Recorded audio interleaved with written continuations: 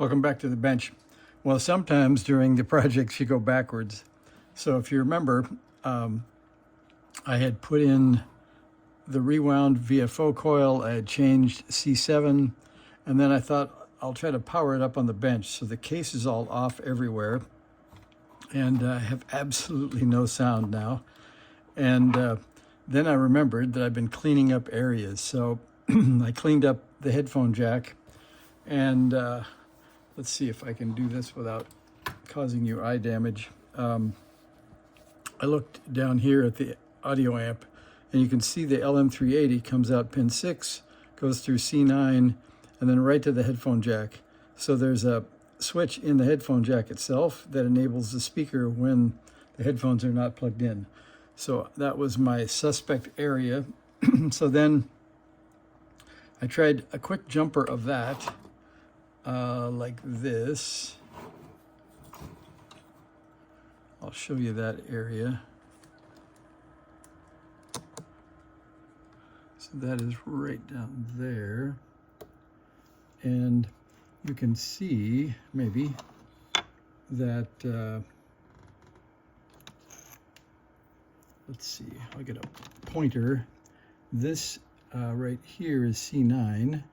So if you look at these traces, C9 feeds a couple of places, one of them here, and then these two, let's see, over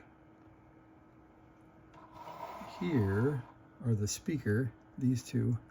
So I think this trace goes under the connector, comes out and goes over here to the top. So it looks like if we connect these two together, we should get sound again. So I think there's some things laying around here that we can put a temporary jumper on, since the headphone jack is still on order. And that is there. And let's see, there's a couple of cut pieces of wire laying on the bench. This one has solder on it. It's only slightly abused, a little bit burned, but I think we'll tack that on first. So again, let's see, we'll get just a bit of solder.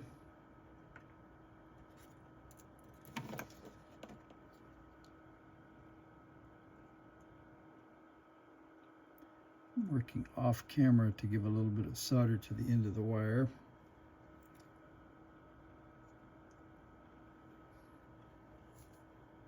It's not a very pretty wire, but we're only going to borrow it for a minute. So we're going to put a wire here.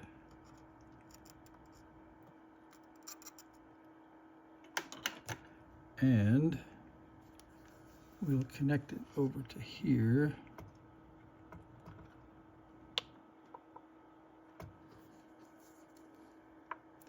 And that will come out when the new headphone jack arrives. I think those are pretty bad tack joints, but they might work. So let's see what happens with that.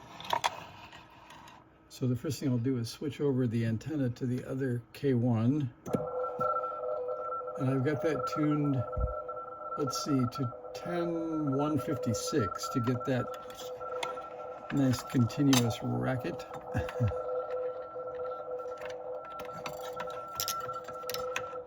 And I'll tell you, when I first powered up, I was getting all kinds of front panel intermittence, and I pulled the front panel off and worked it off back and forth on the connector, and it seemed to clear it up, so I'll have to clean that connector later. All right, so we'll turn that off. And I don't know if you hear that, but my finger accidentally touched something. So we have some pretty good AM radio coming in, so at least we know the speaker is connected. That's good news.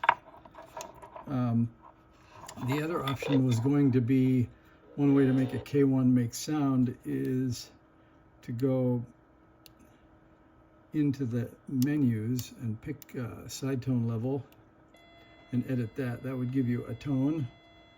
It's pretty quiet. Goes up to 30, I guess, but I remember I have no case on the speaker, so it's pretty quiet.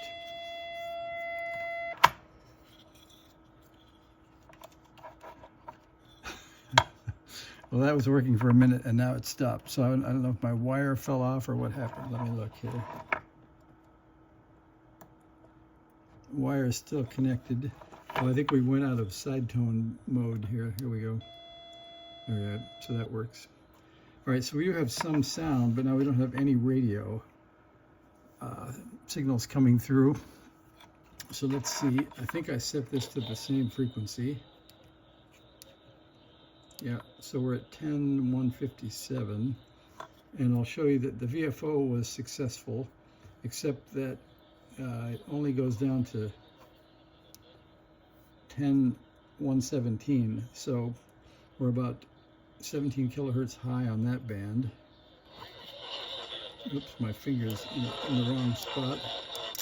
And there's 20 meters. And it also goes to 17.4. Yep, so the VFO is definitely too high. So we will work on some squeezing and pulling apart until I get that down to 0. That'll be maybe one of the next things, but I do have to go now get some signal into the back end of it and figure out where we lost receiving at. So that'll be the next thing. So thanks for watching.